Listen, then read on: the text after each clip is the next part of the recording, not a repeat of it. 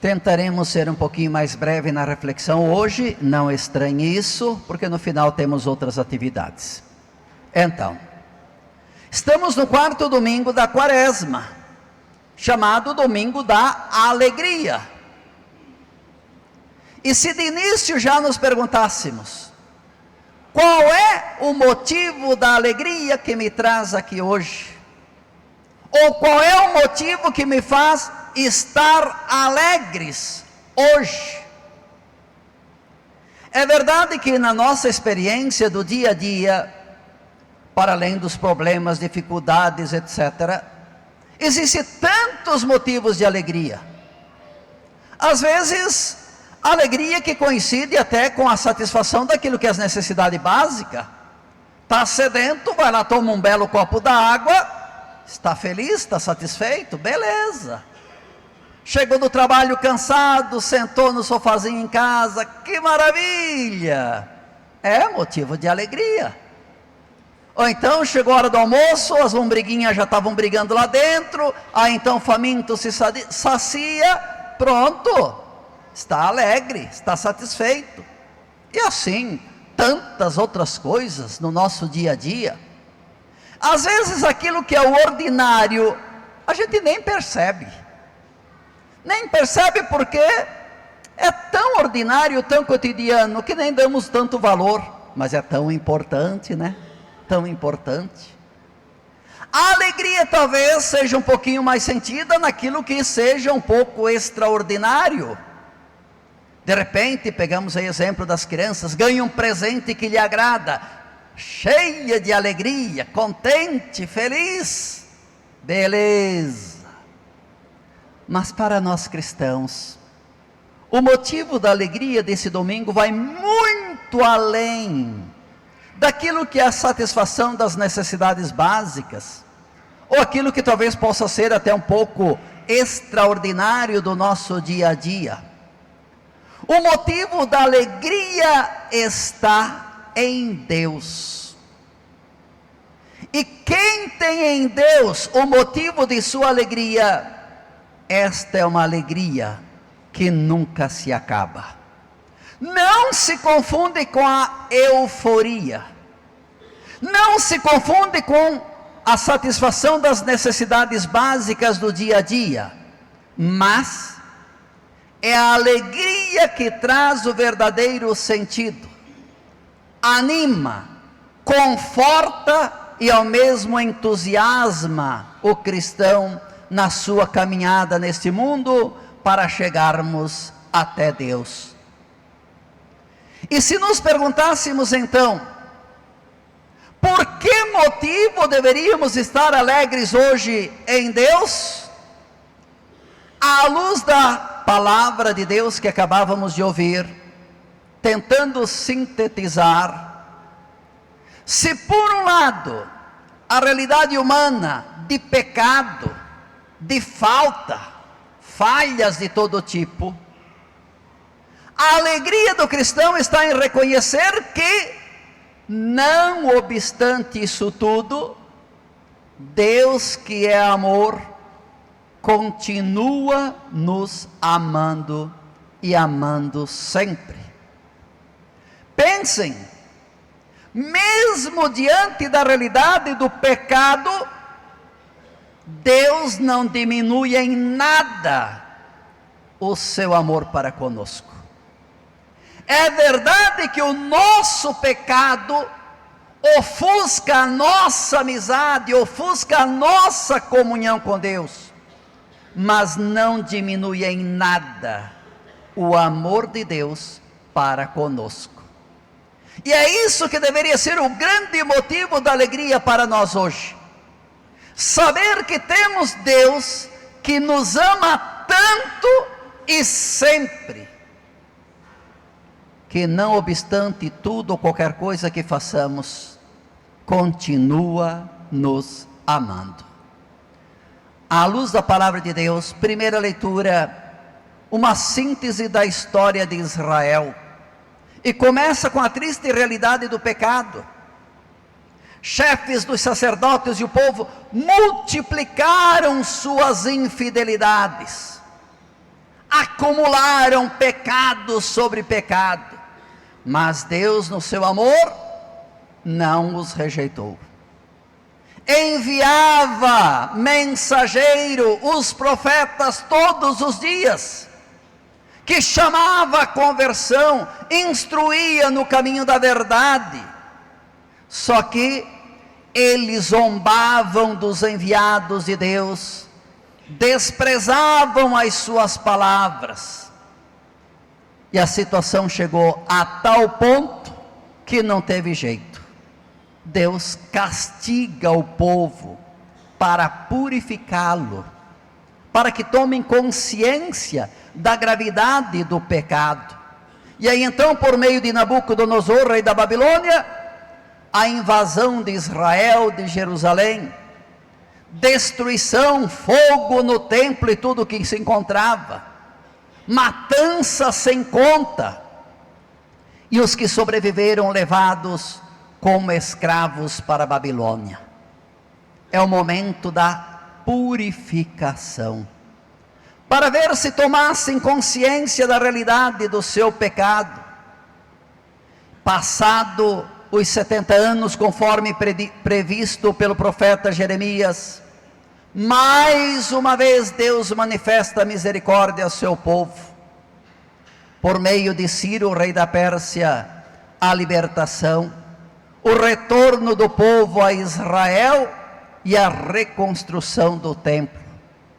E reconstruir o templo para Israel significava refazer a comunhão com Deus, reatar os laços de amizade com Deus.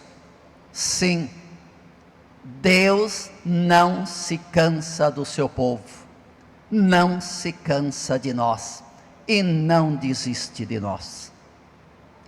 São Paulo, na segunda leitura, na carta aos Efésios, nos mostra por que Deus pode agir assim. Como pode Deus agir com tanta bondade diante de tanta maldade humana?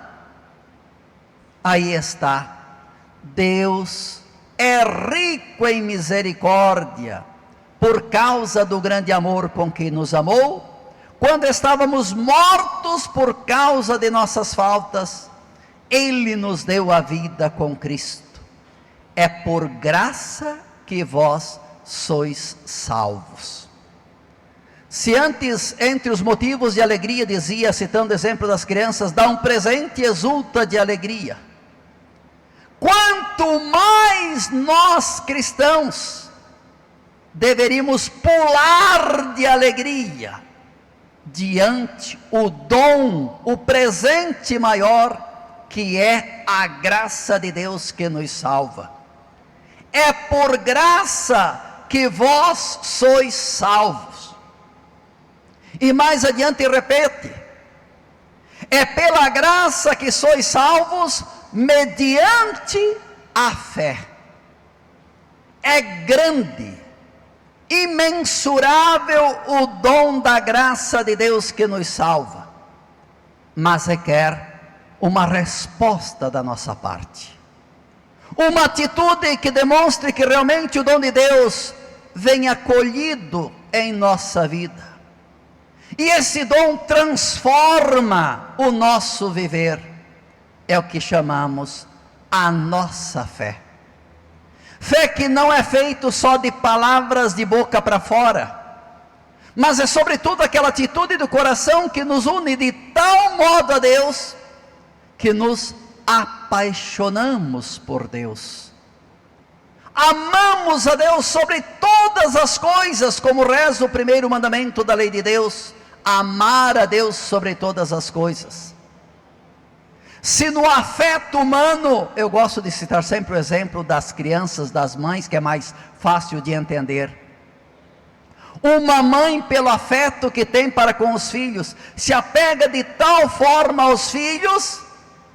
Imaginem como não deveria ser o nosso amor para com Deus, que nos ama ainda mais.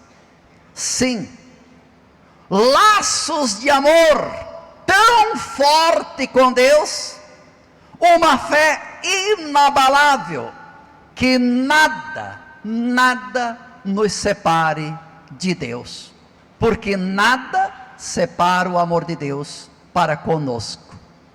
E o Evangelho, depois de Jesus falar com Nicodemos a respeito do batismo, é preciso nascer de novo. Quem não renascer da água e do Espírito não pode entrar no reino de Deus. Mas não é só o rito do batismo por si só que salva, mas é a graça de Deus que recebemos no nosso batismo, que continua atuando, agindo em cada um de nós. E então, aquela graça inicial que recebemos no batismo, que vai crescendo, vai se desenvolvendo, vai conduzindo a nossa vida para uma fé cada vez mais madura, para um amor cada vez mais consciente, para um compromisso cada vez mais forte para com Deus. E assim, a graça de Deus não se torna em vão em nossa vida. E no Evangelho, na sequência então do discurso com Nicodemos do pós-batismo, Jesus justifica: do mesmo modo como Moisés levantou a serpente no deserto, assim é necessário que o Filho do Homem seja levantado. Para mostrar, é no mistério da cruz a fonte de graça. É na paixão e morte redentora de Cristo na cruz que brota esta fonte inesgotável de graça, que salva a todos nós, que salva toda a humanidade. Mas, se nos perguntássemos, qual é a razão para que o Filho de Deus se entregasse morrendo pregado numa cruz? Então continua Jesus: Deus amou tanto o mundo que deu o seu Filho unigênito, para que não morra todo o que nele crer, mas tenha a vida eterna. Por isso, se nos perguntarmos aos pés da cruz, por que motivo Deus entrega seu Filho unigênito a morrer por nós, crucificado? E a resposta está aí: Deus nos amou tanto, tanto, amou tanto o mundo, que deu seu Filho unigênito.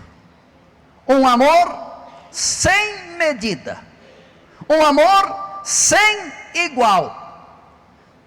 Deus se compadecendo da humanidade, mergulhada no pecado em Adão, no mistério da cruz, nos salva, nos redime, nos reconcilia com Deus. É assim, a terceira e última parte do Evangelho: quem nele crê não é condenado, mas quem não crê já está condenado. Então, em que consiste o julgamento? Quando falamos de juízo, não é questão de medo, é questão de responsabilidade, é questão de atitude de vida.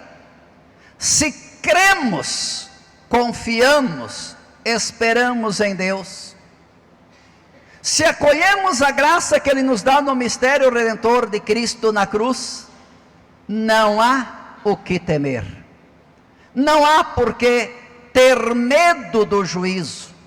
Muito pelo contrário, o fato de que cremos, confiamos, esperamos em Deus, então o juízo deveria ser pensado e sentido como o momento maior da graça de Deus. Porque, participando do mistério de Cristo na fé neste mundo, com Cristo participaremos de sua glória para sempre junto de Deus nos céus. Sim, esta é a nossa meta, é o que nós almejamos: reinar com Cristo na glória do céu. Que o Espírito Santo abra o nosso coração, Infunda em nós o dom da piedade, reconhecer a grandeza do amor de Deus para conosco. Acolhamos este amor, reanimemos na nossa caminhada de fé, com Cristo morrendo, com Cristo ressurgindo e com Cristo reinando para sempre nos céus. Assim seja. E vamos testemunhar a nossa fé, que é o sinal do nosso compromisso cristão, todos juntos.